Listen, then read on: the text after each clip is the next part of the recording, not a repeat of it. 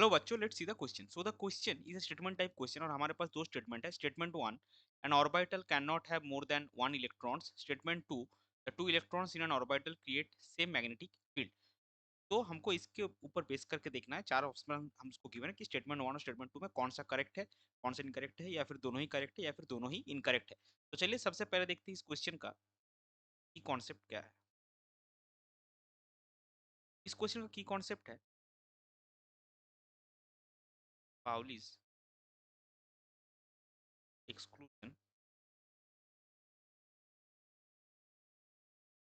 तो यहाँ पे देखिए क्या अकॉर्डिंग टू पाउली क्या होता है। तो according to Pauli, an orbital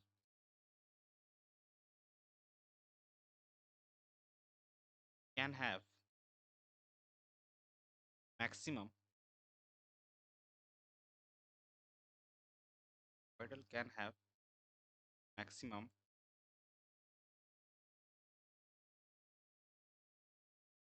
two electrons, and these two electrons and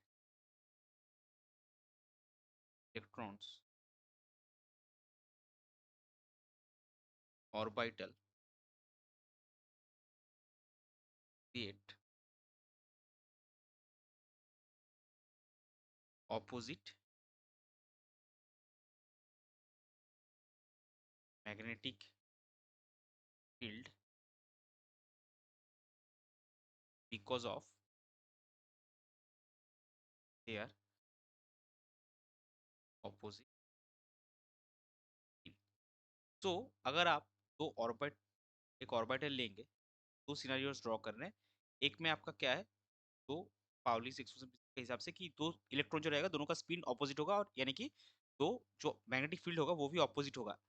ये वाला जो ओरिएंटेशन है, मतलब जिसमें अगर दोनों का मैग्नेटिक स्पिन सेम होगा तो मैग्नेटिक फील्ड भी सेम होगा, ये आपका पॉसिबल नहीं है, ये आपका सही है। इसका मतलब क्या, जो गिवन स्टेटमेंट है, स्टेटमेंट टू तो इनकरेक्ट हो गया क्योंकि the two electrons in the orbital will not create same magnetic field.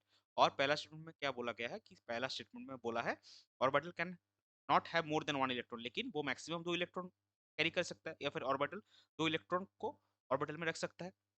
So both statement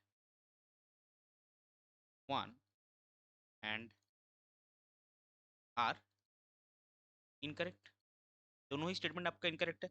कौन सा ऑप्शन में, देखिए ऑप्शन बी में टू में बोला गया है, तो both statement one and statement two are incorrect. So इस पर्टिकुलर क्वेश्चन के लिए आपका करेक्ट फाइनल आंसर हो जाएगा option two, that is both statement one and statement two are incorrect. I hope you understood it well. Best of luck, thank you.